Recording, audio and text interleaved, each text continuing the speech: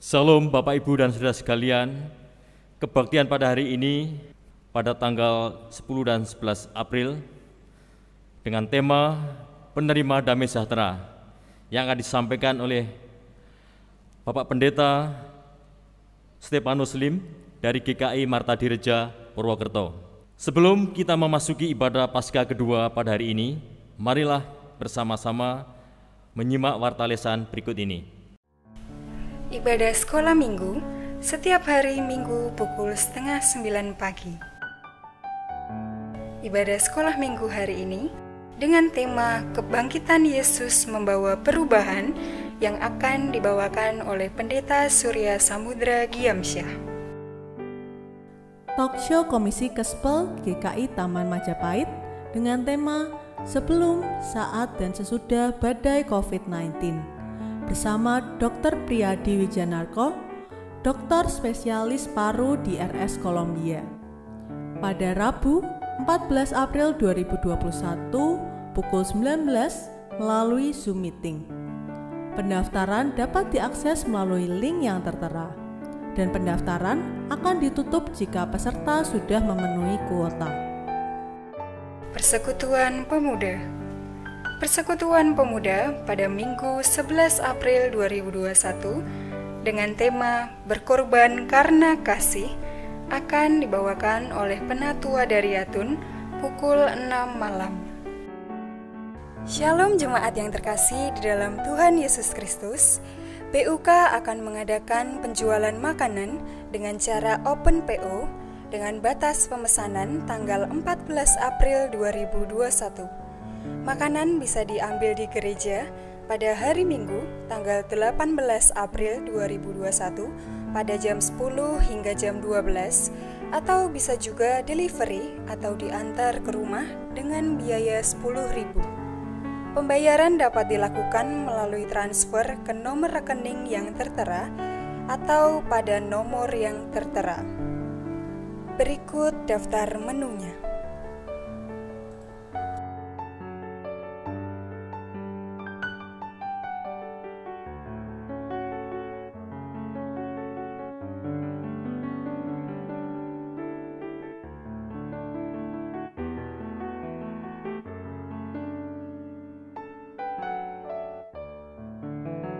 Menyambut hari pengucapan syukur yang dirayakan pada tanggal 6 Juni 2021, Panitia Thanksgiving Day ingin mengajak jemaat dan simpatisan GKI Taman Majapahit untuk berpartisipasi dalam acara Tulung Tinulung.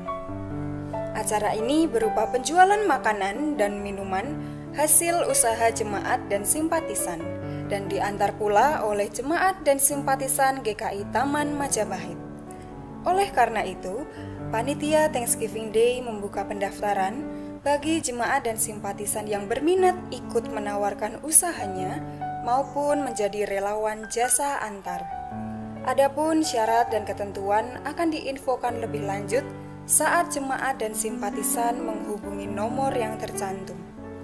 Pendaftaran ditutup pada tanggal 18 April 2021. Atestasi datang. Telah datang dengan atestasi Bapak Hengki Fernando Dolompaha dan Ibu Carolina Krisetiorini dari Yogyakarta. Beserta ketiga anaknya, Osana Cikara Dolompaha, Laksita Ayu Citra Dolompaha, dan Helsano Jero Devano Dolompaha yang beralamat di Graha Fatro 3, Blok A nomor 12A Semarang. Seluruh anggota jemaat dan majelis jemaat mengucapkan selamat datang dan selamat bersekutu di tengah-tengah keluarga besar GKI Taman Majapahit Semarang. Komisi Kesenian, Lesson Music, Piano, Keyboard, Biola, Bass, Drum, Gitar dilaksanakan sesuai jadwal yang tersedia. Demikian warta lisan, Tuhan Yesus memberkati.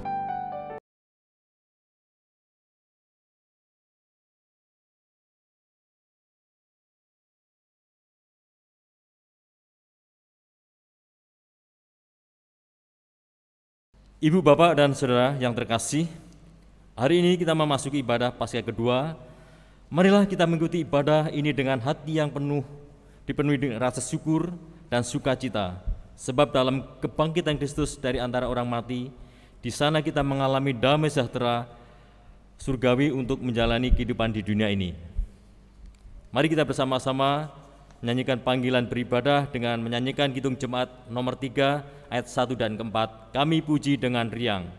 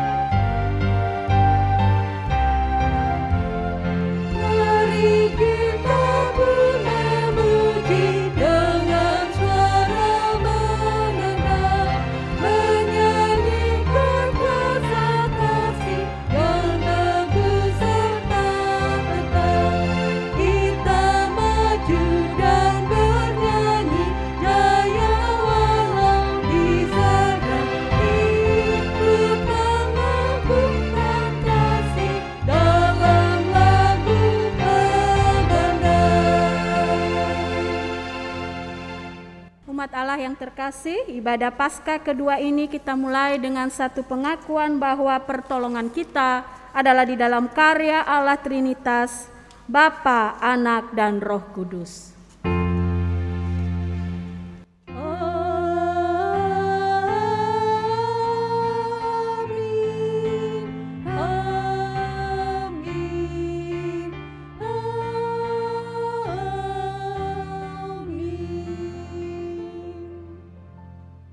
Immanuel, Allah senantiasa beserta kita semua dan menyertaimu juga.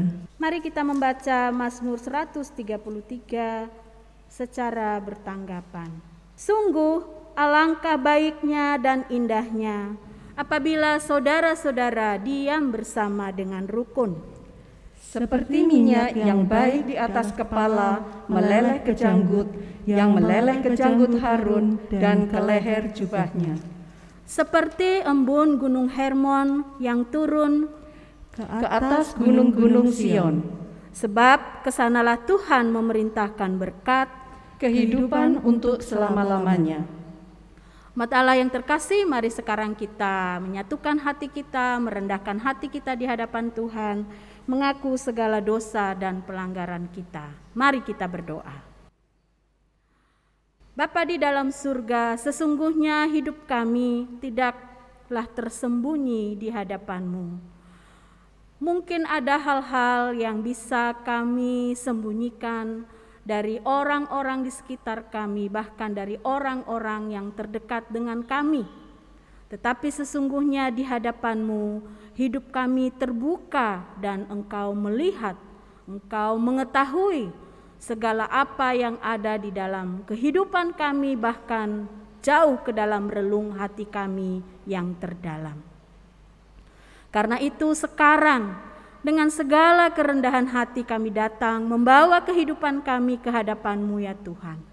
Karena kami menyadari ada begitu banyak hal yang telah kami lakukan, yang telah kami pikirkan, dan yang telah kami ucapkan yang tidak sesuai dengan kehendak-Mu, yang menduka citakan hati-Mu, yang tidak menunjukkan bahwa kami adalah orang-orang yang telah ditebus, orang-orang yang telah dimenangkan oleh kebangkitan Kristus itu.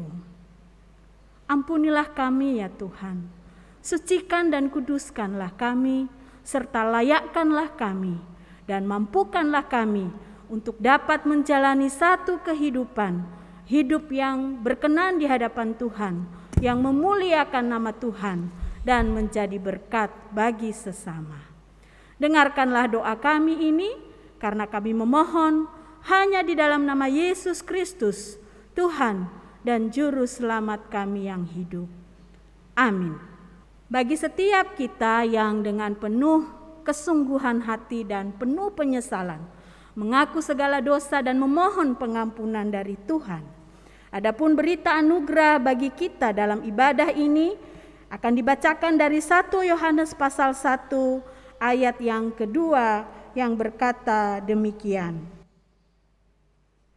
Hidup itu telah dinyatakan dan kami telah melihatnya, dan sekarang kami bersaksi dan memberitakan kepada kamu tentang hidup kekal yang ada bersama-sama dengan Bapa dan yang telah dinyatakan kepada kami. Demikianlah berita anugerah dari Tuhan. Syukur kepada Allah.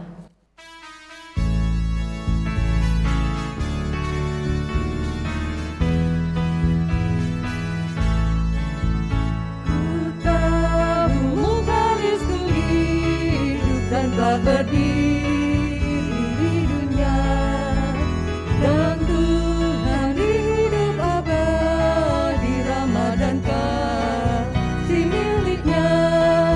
Ku tahu Yesus itu hidup telah berdiri di dunia, hidup abadi diberinya, rahmat dan kasih miliknya. Ku tahu bahwa janji Tuhan tetap tepat, bukan semu. Kendati tubuh ini hancur, tak kami akan bertemu. Ku tahu Yesus itu hidup telah berdiri di dunia, hidup abadi diberinya, rahmat dan kasih miliknya.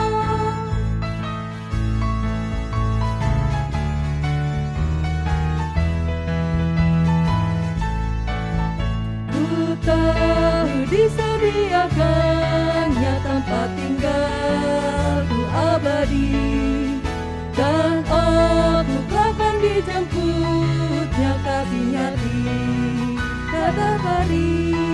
Ku tahu Yesus itu hidup telah berdiri di dunia, hidup abadi diberinya, rahmat dan kasih miliknya. Ibu bapak, saudara-saudaraku, jemaat Tuhan di GKI Taman Majapahit Semarang, mari kita mempersiapkan hati kita menyambut pelayanan firman Tuhan pada kebaktian hari ini. Kita datang berdoa bersama. Terima kasih Tuhan Yesus, kalau saat hari ini kami boleh datang beribadah bersama dengan keluarga dan sahabat-sahabat kami yang mengikuti kebaktian ini dari rumah kami masing-masing. Hamba-Mu bersyukur ya Tuhan, boleh dipertemukan kembali dengan jemaat-Mu dan gereja-Mu di GKI Taman Majapahit Semarang. Oh Tuhan, saat sekarang kami akan membuka hati kami untuk firman-firman-Mu. Pakailah hamba-Mu seturut dengan kehendak-Mu, dan mari Roh Kudus, Engkau yang akan menerjemahkan firman-firman-Mu menjadi firman yang menyapa hidup kami, firman yang menegur keadaan kami, firman yang membaharui keadaan diri kami satu persatu. Bersabdalah Tuhan, berfirmanlah Tuhan, kami merindukan sabda firman-Mu di dalam nama Tuhan Yesus Kristus. Kami membuka hati untuk diberkati dengan sabda Tuhan. Haleluya. Amin. Ibu bapak, saudara-saudaraku, keluarga besar GKI Taman Majapahit Semarang, pembacaan firman Tuhan terpilih dari Injil Yohanes pasal 20 ayat 19 sampai dengan ayat 23. Diberitakan demikian. Ketika hari sudah malam, pada hari pertama minggu itu, berkumpullah murid-murid Yesus di suatu tempat dengan pintu-pintu yang terkunci karena mereka takut kepada orang-orang Yahudi. Pada waktu itu datanglah Yesus dan berdiri di tengah-tengah mereka dan berkata, damai sejahtera bagi kamu. Dan sesudah berkata demikian, ia menunjukkan tangannya dan lambungnya kepada mereka. Murid-murid itu bersukacita ketika mereka melihat Tuhan. Maka kata Yesus sekali lagi, damai sejahtera bagi kamu. Sama seperti Bapa mengutus aku, demikian juga sekarang aku mengutus kamu. Dan sesudah berkata demikian, ia mengembusi mereka dan berkata, terimalah Roh Kudus. Jikalau kamu mengampuni dosa orang, dosanya diampuni. Dan jikalau kamu menyatakan dosa orang tetap ada, dosanya tetap ada. Amin. Demikianlah pembacaan firman Allah. Berbahagialah mereka yang menyimpan firman Tuhan dalam hatinya, serta melaksanakan dalam hidup sehari-hari. Haleluya.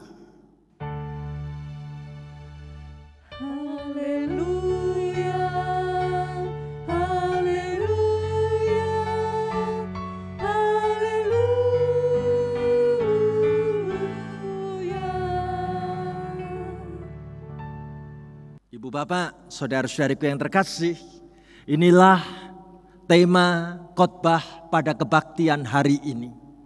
Penerima damai sejahtera. Sungguhkah ibu bapak, saudara-saudari dan saya termasuk orang-orang yang mengalami keadaan hidup damai sejahtera di tengah-tengah masa-masa pandemi virus COVID-19 seperti ini? Coba kita bandingkan, mengingatkan saya dengan sebuah lagu waktu sekolah minggu, bagaimana di dunia ini orang sedang pergi mencari damai. Kemana-mana pergi mencari damai, tetapi ia tidak menemukan, kecuali hanya di dalam Yesus Tuhan. Ayo ibu bapak, saudara-saudaraku, kita nyanyi bareng-bareng lagu ini ya. Saya membawa alat musik gitar ukulele. Kita nyanyikan lagu ini bersama-sama. Ke gunung tinggi ku naik, naik, naik, mencari damai. Ke lembah curam ku turun, turun, turun, mencari damai. Namun akhirnya damai tiada ku dapati juga, kecuali hanya di dalam Yesus Tuhan. Sekali lagi, ke gunung tinggi ku naik, naik, naik, mencari damai.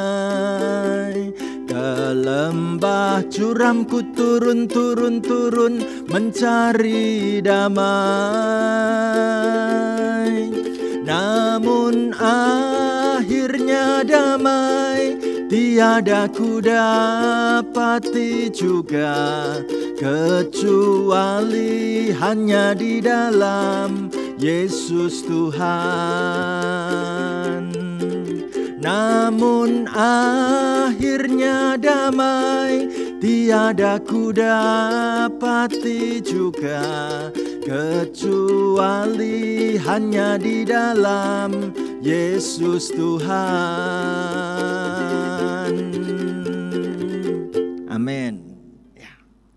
Benar sekali kalau lagu ini mau mengingatkan ibu bapak, saudara-saudari dan saya, hanya Yesus Tuhan itu sumber kedamaian hidup kita. Amin, saudaraku. Ayo kita sama-sama melihat apa yang sesungguhnya sedang terjadi menurut apa yang dicatat di dalam Injil Yohanes hari ini. Saya mau mengajak ibu bapak, saudara-saudari dari rumah masing-masing ikut membaca firman Tuhan bersama-sama dengan saya dari Yohanes 20 ayat 19. Ya, ayo kita sama-sama membaca firman Tuhan begini. Ketika hari sudah malam pada hari pertama minggu itu, berkumpullah murid-murid Yesus di suatu tempat dengan pintu-pintu yang terkunci karena mereka takut kepada orang-orang Yahudi. Pemberitaan Alkitab menunjukkan kepada saudara dan saya, yang pertama, Alkitab mau tunjukkan kepada kita kondisi para murid saat itu dalam situasi ketakutan dan kecemasan. Para murid saat itu baru saja mengalami kehilangan Tuhan Yesus sebagai pegangan dan sandaran hidup mereka. Para murid mengalami situasi masa depan menjadi tidak pasti. Ibu bapak, saudara yang terkasih, itu sebabnya para murid merasa sendirian mereka takut. Tapi kalau kumpul-kumpul juga takut, andai kata sampai ketahuan. Namun mereka lebih memilih untuk tetap berkumpul. Apa yang Alkitab katakan? Bagaimana memang situasi saat itu keadaannya menegangkan. Seolah-olah hari-hari para murid itu menjadi gelap dan kelam. Rasa-rasanya hidup mereka itu menjadi suram. Namun kondisi itu belum selesai. Sekalipun Tuhan Yesus telah disalibkan, situasi tersebut bahkan makin diciptakan oleh para penguasa untuk berusaha meneror para murid, supaya para murid kehilangan iman. Tetapi lihatlah apa yang bisa dilakukan para murid saat itu selain berdiam diri, berkumpul tapi sembunyi-sembunyi. Mereka memilih untuk berdiam di dalam rumah supaya bisa menghindar dari teror ketakutan, supaya bisa menghindari para prajurit yang pastinya masih mencari-cari mereka. Jujur, iman mereka saat itu memang sedang diuji. Ibu bapak, saudara yang terkasih, kalau bicara tentang kondisi dan situasi para murid saat itu, rasa-rasanya kok sangat dekat dengan suasana setahun yang kita jalani selama ini, ketika kita merasakan bahtera kehidupan keluarga kita sedang harus menjalani masa pandemi virus COVID-19. Kita takut keluar rumah. Kita merasa lebih aman di dalam rumah sendiri. Kita takut terinfeksi virus COVID-19. Rasanya gelisah, cemas, tidak menentu kalau tiap-tiap hari hanya bisa di dalam rumah terus. Ibu bapak, saudaraku, ternyata kalau dihitung-hitung, setahun sudah kita merasakan masa-masa pandemi ini terus terjadi. Bagaimana tahun 2020 kita merindukan saat menutup tahun 2020 supaya angka 0 di belakang itu ditendang, karena itu isinya virus COVID-19. Dan ketika memasuki tahun 2021, rasa-rasanya aku kepingin angka 1 di belakang itu diganti dengan jarum vaksinasi. Bagaimana kami merindukan, kami saatnya punya daya tahan tubuh yang kuat untuk menghadapi virus COVID-19 ini. Hari-hari kehilangan damai sejahtera. Apakah Tuhan Yesus membiarkan keluarga anak-anaknya mengalami situasi seperti itu? Ayo kita belajar dari apa yang dicatat di dalam Injil Yohanes. Saya ajak ibu bapak, saudara-saudari memperhatikan bersama-sama apa yang tercatat di dalam Injil Yohanes 20 ayat 19b. Ayo ibu bapak, saudara-saudaraku, dari rumah masing-masing kita ikut membaca dan mengucapkan firman Tuhan sama-sama begini. Pada waktu itu datanglah Yesus dan berdiri di tengah-tengah mereka dan berkata, "Damai sejahtera bagi kamu." Puji Tuhan. dalam kondisi ruangan pintu-pintu rumah yang tertutup dan terkunci rapat. Yesus yang bangkit dengan tubuh kebangkitannya, ia bisa menembus rumah itu. Dan tiba-tiba Tuhan Yesus ada berdiri di tengah-tengah kumpulan para muridnya. Dan berita apa yang Tuhan Yesus mau sampaikan kepada para murid saat itu? Damai sejahtera bagi kamu. Artinya, melalui pembacaan Alkitab hari ini, saudara dan saya mau diingatkan bahwa kebangkitan Tuhan Yesus itu sanggup membawa damai sejahtera, termasuk di tengah-tengah situasi dan kondisi ketika kita berhadapan dalam suasana masa pandemi virus COVID-19 ini. Apakah Yesus yang bangkit sungguh boleh aku rasakan kehadirannya, memberikan damai sejahtera bagi hidupku dan bagi keluargaku? Apa kesaksian penginjil Yohanes berikutnya? Ayo kita perhatikan dan kita lihat sama-sama. Yang tertulis di dalam Yohanes 20 ayat yang ke-20. Saya mau mengajak ibu bapak saudara-saudari dari rumah masing-masing, kita ikut membaca firman Tuhan begini. Dan sesudah berkata demikian, ia menunjukkan tangannya dan lambungnya kepada mereka. Murid-murid itu bersukacita ketika mereka melihat Tuhan. Ibu bapak saudaraku yang terkasih, luar biasa kehadiran Tuhan Yesus saat itu bukan hanya membawa damai sejahtera. Tetapi Alkitab mencatat pada saat Tuhan Yesus menunjukkan luka-luka yang ada pada tangannya dan pada lambungnya kepada para murid.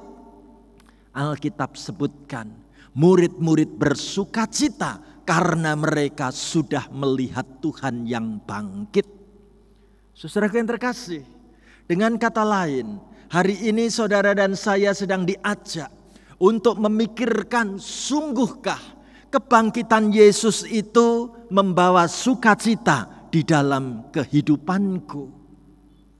Ibu bapak, saudara yang terkasih, Alkitab mencatat peristiwa ini luar biasa. Ada berita yang ketiga buat kita semua. Apa yang terjadi dengan proses kebangkitan Tuhan Yesus bagi para murid. Saya ajak kita bersama-sama membaca Yohanes 20 ayat 21. Mari dari rumah masing-masing kita ikut mengucapkan firman Tuhan demikian. Maka kata Yesus sekali lagi, damai sejahtera bagi kamu. Sama seperti Bapa mengutus aku, demikian juga sekarang aku mengutus kamu. Ibu bapak saudara yang terkasih, Alkitab mau menyatakan kepada saudara dan saya, tahukah kita kebangkitan Yesus itu sesungguhnya mau mengutus kita. Dan dengan indah sekali dicatat di dalam Injil Yohanes, bagaimana kemudian Tuhan Yesus menghembusi kepala para murid itu dengan hembusan Roh Kudus.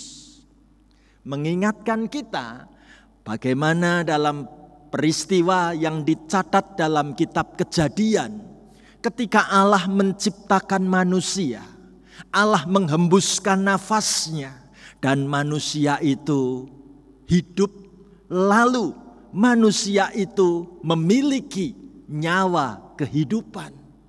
Saudara yang terkasih, Alkitab mau menceritakan kepada saudara dan saya, Yesus yang bangkit menghembusi para murid itu dengan Roh Kudus-Nya.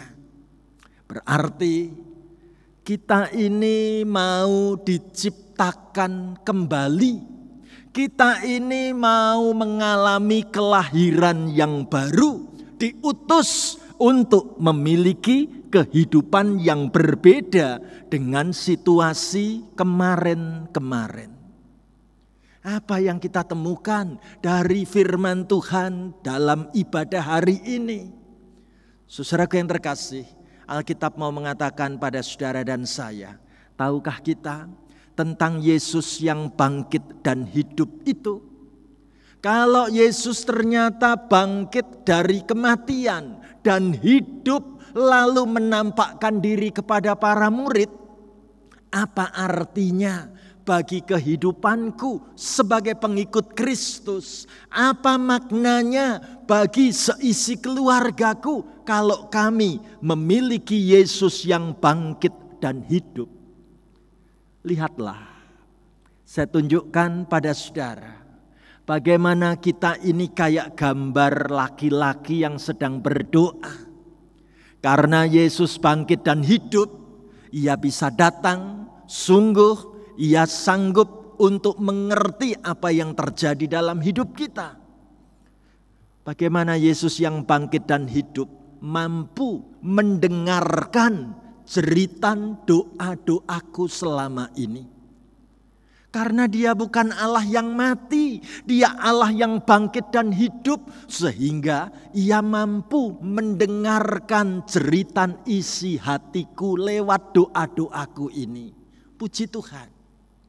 Karena Yesus itu Allah yang bangkit dan hidup, maka ia sanggup melihat setiap tetesan air mata doaku. Ia sanggup melihat setiap kali ada tetes air mata kesedihan sedang terjadi dalam diriku. Bahkan karena ia Allah yang hidup, ia sanggup mengulurkan tangan untuk menggandeng tanganku. Dan karena ia Allah yang hidup, ia sanggup berjalan menemani hari-hari hidupku yang sulit di dunia ini. Puji Tuhan. Apakah kisah peristiwa ini ada wujud buktinya? Saya ingin menutup khotbah ini dengan sebuah kesaksian. Kesaksian yang menarik, kisah tentang Longinus. Ibu bapak, saudara yang terkasih, saya mau mengajak kita mengenal siapakah Longinus ini. Kita perhatikan di sana ada gambar bagaimana Tuhan Yesus sedang ditusuk lambungnya dengan tombak. Menarik kalau kita memperhatikan kematian Tuhan Yesus seperti yang tercatat di dalam Alkitab, maka kisah kematiannya ditandai dengan peristiwa penusukan tombak pada lambung Yesus. Ibu bapak saudaraku, belajar dari gereja Katolik, ternyata gereja Katolik itu memberi nama Longinus kepada komandan prajurit Romawi atau kepada komandan prajurit Centurion. Ya. Saat itu Longinuslah yang memimpin dan mengawasi seluruh proses penyaliban Yesus di Bukit Golgota. Saudaraku, menarik. Kalau catatan sejarah gereja Katolik menganugerahkan kepada Longinus yang menusukkan tombak di lambung Yesus itu justru dengan sebutan santo, orang kudus. Pasti kita bertanya-tanya, Pak Stefanus, Longinus adalah orang yang telah menombak lambung Yesus saat Yesus tidak berdaya tergantung di kayu salib. Namun mengapa gereja menganugerahkan sebutan orang kudus kepada kepala prajurit Romawi ini, kepada sang komandan prajurit Centurion ini? Ibu bapak saudara yang terkasih, mungkin kita bertanya-tanya lebih dahulu, mengapa lambung harus ditombak? Ibu bapak saudaraku, untuk kita tahu proses penombakan lambung itu termasuk prosedur standar yang selalu dilakukan oleh komandan pasukan Romawi saat memimpin hukuman penyaliban. Apa alasannya? Alasannya begini, orang yang telah tidak berdaya tergantung di kayu salib, bisa jadi orang itu hanya pingsan. Dan tentara yang mengawal prosesi itu tentu tidak mau bertindak ceroboh meninggalkan sang terhukum yang ternyata belum mati. Maka mereka khawatir kalau nanti saat para prajurit sudah pergi, jangan-jangan ada orang yang akan menolong sang terhukum menurunkan dari kayu salib. Jadi untuk mencegah kemungkinan sang terhukum hidup lagi, serta mempercepat kematian sang terhukum, bila ia hanya pingsan, maka lambung harus ditombak. Itu prosedur bakunya. Nah, pada saat para prajurit itu melihat Yesus sudah lemah tak berdaya, Longinus, sang komandan pasukan ini, mengambil tombak, mendekat ke tiang salib. Ia berdiri tepat di bawah salib Yesus. Longinus, sang komandan ini, menurut catatan sejarah, ternyata adalah orang yang memiliki gangguan pada penglihatan matanya. Jadi Longinus harus mendekat supaya tidak salah sasaran waktu menusukkan tombak tadi, karena memang penglihatannya bermasalah. Saudaraku, sejenak ia mengkedip-kedipkan matanya, berusaha memastikan melihat lebih fokus. Setelah yakin bagaimana ia mengambil tombak, ia menghujamkan ke sasaran yang tepat dengan sekuat tenaga. Langsung tombak tajam itu menancap masuk lambung Yesus. Jelep. Saat itu darah bercampur air langsung muncrat keluar dari lambung Yesus, dan lihatlah, Longinus ada di bawah salib itu. Apa yang terjadi? Menarik sekali, catatan sejarah mau mengatakan ada percikan darah yang ternyata menciprat di bagian mata Longinus. Secara refleks, Longinus sempat mundur sejenak sambil mengusap-ngusap kedua bola matanya. Dan pada saat ia mendongak, menatap ke atas kayu salib itu, melihat Yesus yang mati di kayu salib itu, saat itu juga ia mendapat keajaiban yang terjadi. Penglihatan kedua bola matanya menjadi terang benderang. Ia sembuh dan spontan mulutnya langsung memuji Allah.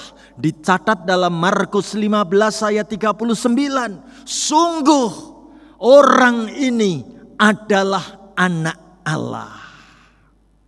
Ucapan yang demikian mantap membuat Longinus ini termasuk dalam hitungan orang yang percaya pertama kali dan mengakui tentang kekudusan Yesus. Dicatat indah sekali dalam Markus 15 ayat 39. Surely this man was the Son of God. Sungguh orang ini adalah anak Allah. Ibu bapak, saudaraku, apa yang terjadi setelah kesembuhan ajaib Tuhan anugerahkan kepada Longinus? Longinus lalu melakukan perubahan drastis dalam hidupnya. Ia keluar dari dinas militer. Ia meninggalkan kepercayaan Romawi kuno yang masih menyembah berhala.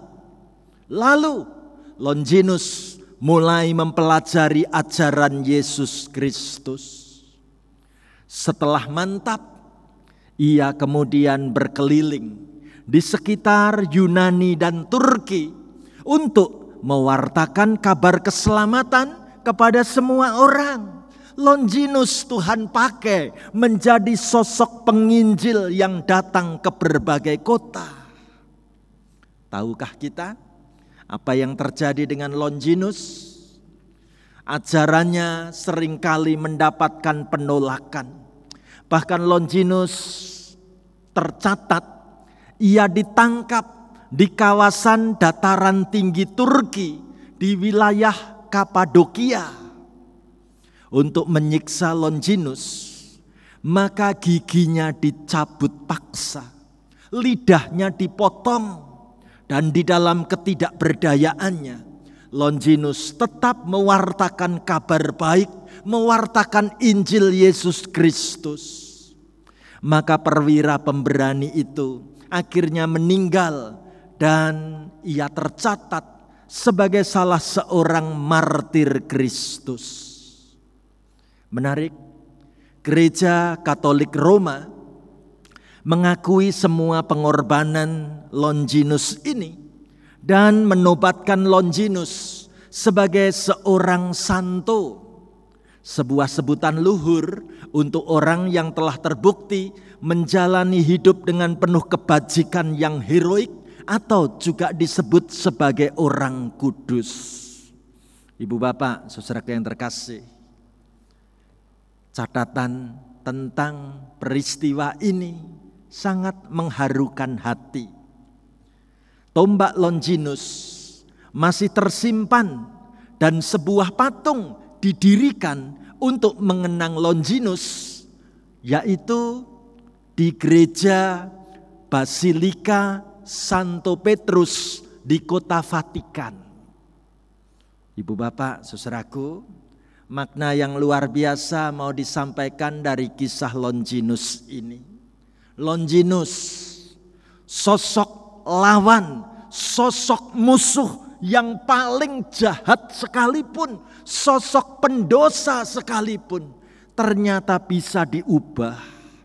Tuhan sanggup memakai kehidupannya untuk menjadi pelayan yang hebat. Longinus menyambut uluran tangan Tuhan, dan ia berjalan bersama dengan Kristus yang bangkit selama masih ada sisa waktu. Indah sekali. Gereja Katolik menempatkan nama Longinus ini dalam berbagai situasi yang bagus. Misalnya di luar pulau ada jemaat gereja Katolik, itu nama parokinya Gereja Longinus. Kalau kita lihat di Google, bagaimana nama Longinus ini juga dipakai untuk kelompok paduan suara. Ya. Nah, kita dari gereja Protestan, dari gereja GKI, kayaknya baru dengar tentang nama Longinus ini. Ibu bapak, saudaraku, satu hal yang menarik. Hari ini kita sama-sama sedang belajar.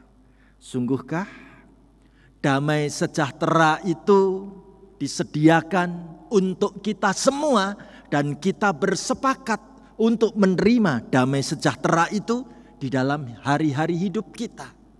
Saya tidak tahu seperti apa ibu bapak saudara-saudari mengalami masa-masa sulit yang sedang terjadi akhir-akhir ini.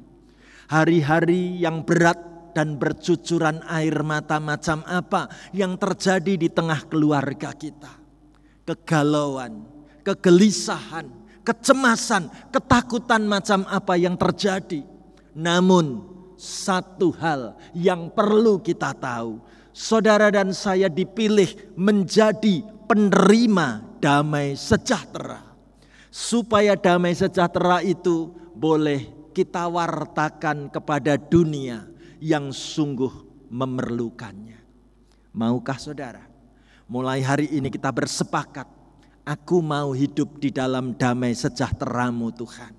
Utuslah aku. Aku sanggup bila Engkau yang bangkit hadir di tengah-tengah perjalanan hidupku.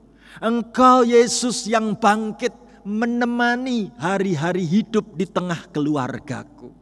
Kalau ini komitmen kita, ini menjadi tekad iman kita. Saya ajak kita nyanyikan satu lagu, apapun juga menimpamu. Mari kita nyanyikan lagu ini dengan sepenuh hati kita. Saudaraku, taruh tanganmu di dadamu.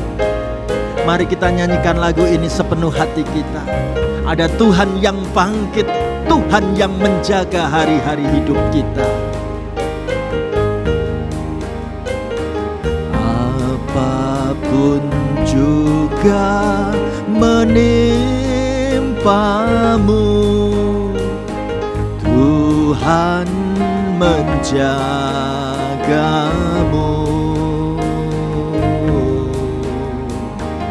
Naungan kasih-Nya pelindungmu, Tuhan menjagamu.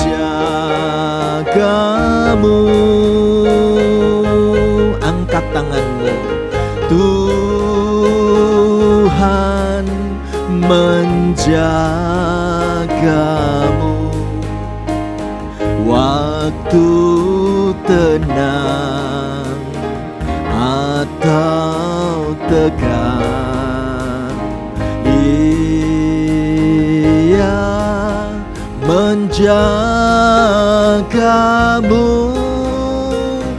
Tuhan menjagamu, Tuhan menjagamu.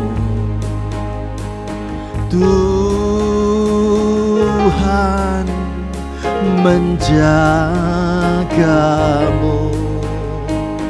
waktu tenang atau tegang. Ia menjagamu, Tuhan menjagamu.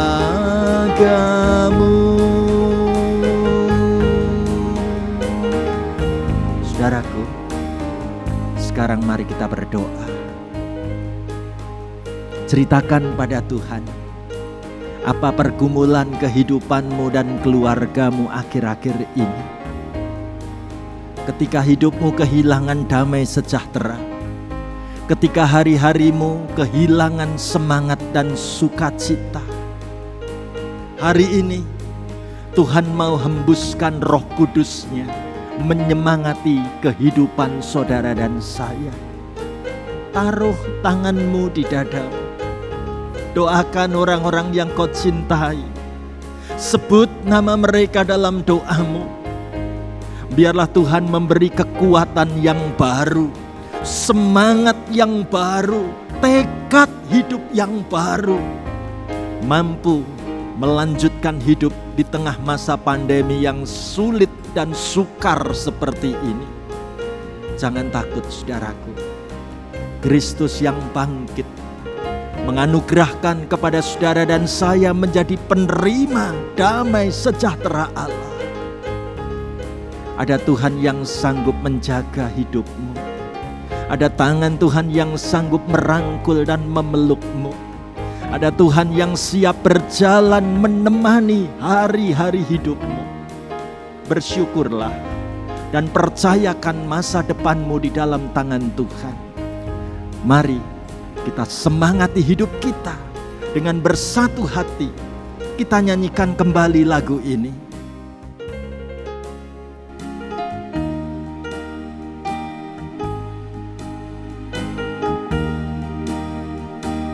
Dipeliharanya hidupmu,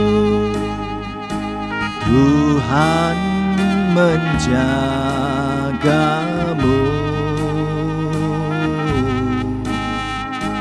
dan didengarkannya doamu. Tuhan menjagamu.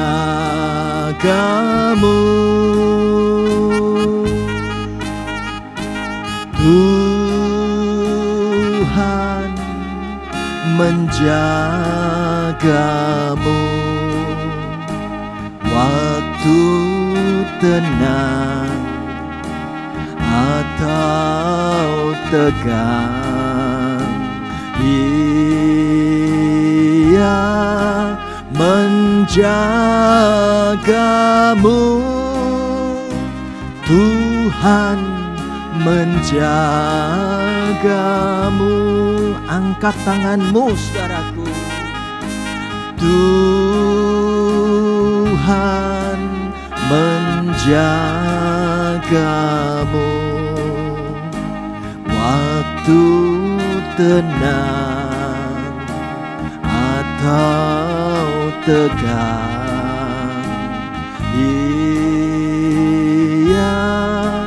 menjagamu, Tuhan menjagamu.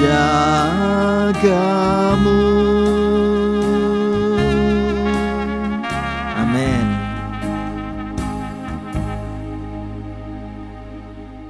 Umat Allah yang terkasih, dengan penuh keyakinan mari kita mengikrarkan pengakuan iman kita seturut dengan pengakuan iman rasuli dengan berkata, Aku percaya kepada Allah, Bapa yang Maha Kuasa, Khalik langit dan bumi, dan kepada Yesus Kristus, Anak yang tunggal, Tuhan kita, yang dikandung dari Roh Kudus, lahir dari anak darah Maria, yang menderita sengsara di bawah pemerintahan Pontius Pilatus, disalibkan, mati, dan dikuburkan, turun ke dalam kerajaan maut.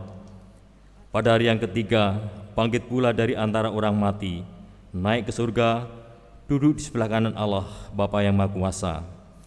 Dan dari sana ia akan datang untuk menghakimi orang yang hidup dan yang mati. Aku percaya kepada Roh Kudus, gereja yang kudus dan am, persekutuan orang kudus, pengampunan dosa, kebangkitan orang mati, dan hidup yang kekal. Amin.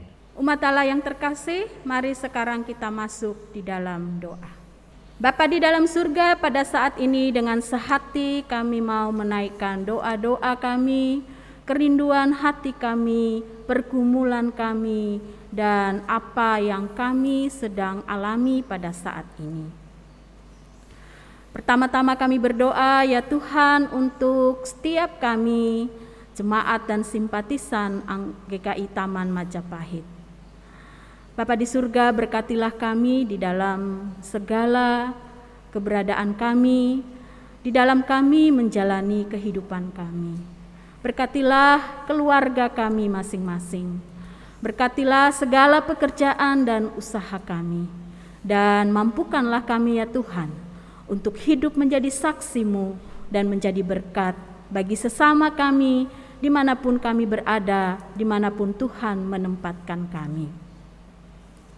Pada saat ini ya Tuhan, kami mau berdoa untuk anak-anak kami yang sedang mempersiapkan diri untuk menghadapi ujian akhir, di dalam mereka menyelesaikan satu tahapan pendidikan mereka dan akan melanjutkan ke tahapan yang lebih tinggi di jenjang yang berikutnya.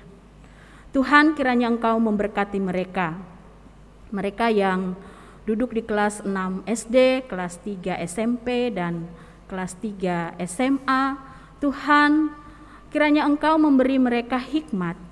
Mampukanlah mereka untuk belajar mempersiapkan diri, sehingga nantinya ketika mereka mengikuti ujian yang menjadi persyaratan kelulusan, mereka dapat menjawab setiap soal yang diujikan kepada mereka, dan mereka boleh mendapatkan hasil yang terbaik.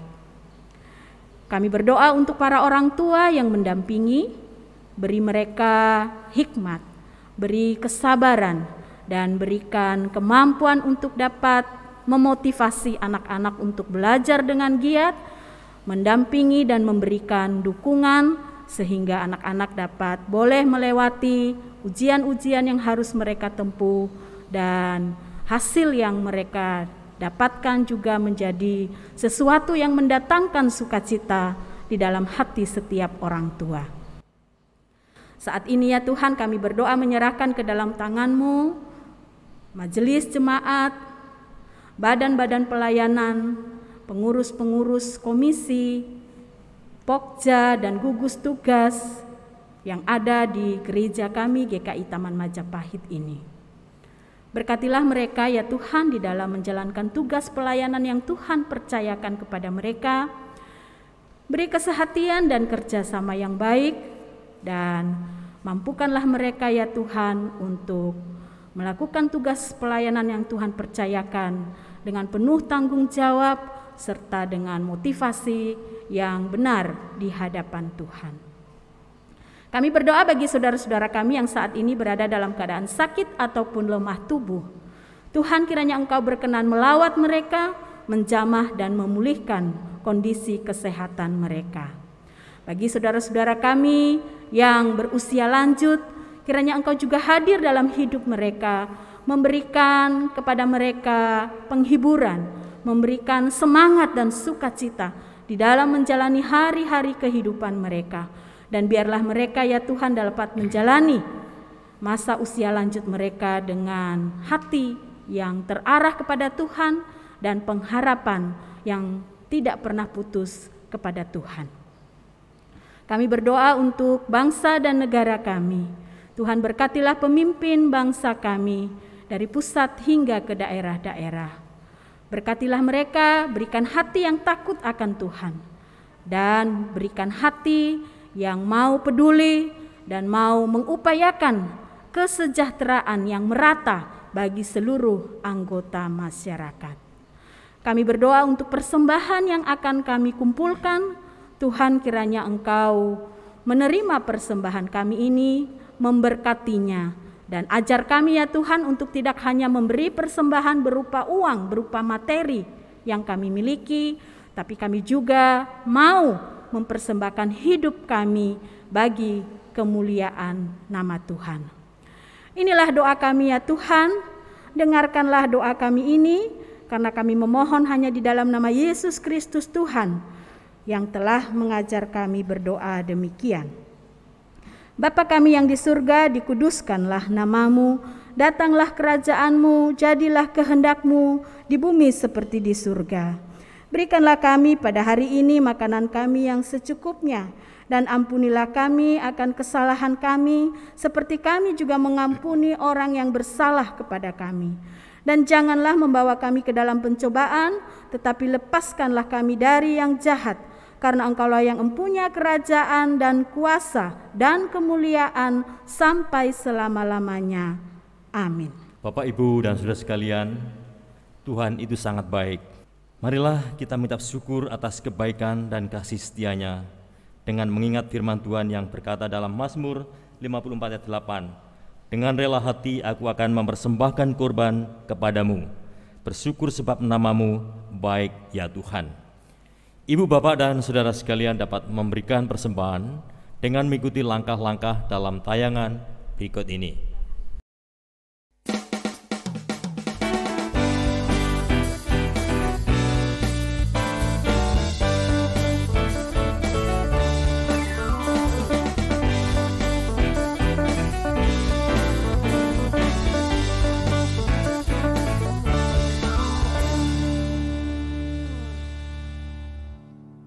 Terima kasih, Tuhan memberkati.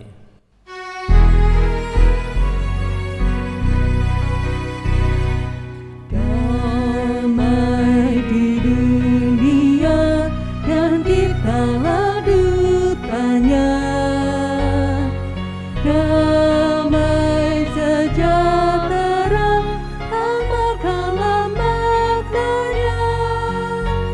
Allah Bapa kita di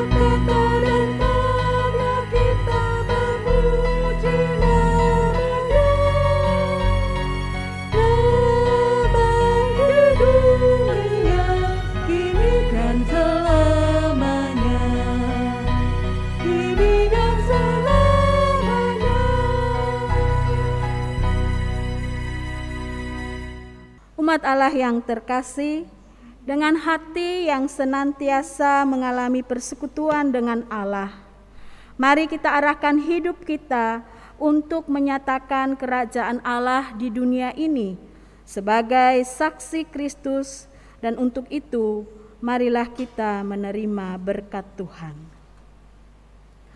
Tuhan memberkati kita dan melindungi kita. Tuhan menyinari kita dengan wajah-Nya dan memberi kita damai sejahtera.